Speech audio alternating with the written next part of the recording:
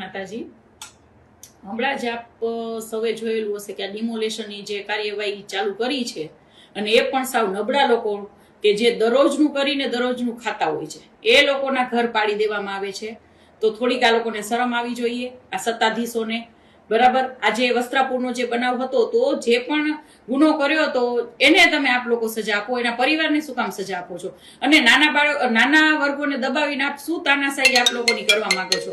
આપ લોકોને એવું છે કે નાના વર્ગોને દબાવી અને લોકોમાં બીક પેસાવો છો આપ લોકો? જરાય નહીં, પબ્લિક સજાગ થઈ ગઈ છે.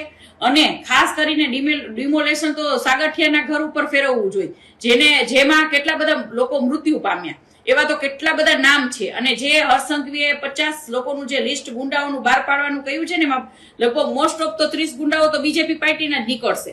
તો જે કેમ ભાઈ, ઘણા બધા એવા નામ છે કે જેને ઘણી બધી જમીનોના કૌભાંડમાં જેના નામ ખુલ્યા હતા, પણ બીજેપી પાર્ટી સાથે બિલોંગ કરવાથી એના નામ છાવરી લેવામાં આવે છે. શું કામ ભાઈ?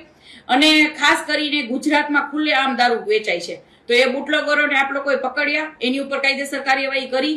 રેપ કેસ આટલા થાય છે, સ્વામિનારાયણ ગુરુકુળમાં બાળકો સાથે દુષ્કર્મ થાય છે, એ લોકો સાથે કાયદેસર કાર્યવાહી કરી. એ લોકોના ઘર ઉપર ડિમોલેશન કરો નહીં, ત્યાંથી પૈસાનો વરસાદ થાય છે, એટલે આપ લોકો નહીં કરો. બરાબર, એટલે આ બધું બંધ કરો, નબળા લોકોને દબાવવાનું બંધ કરો બને ત્યાં સુધી. બરાબર, અને જ્યાં પણ ડિમોલેશનની કાર્યવાહી થાય એને મને એક કોલ કરજો. જય માતાજી.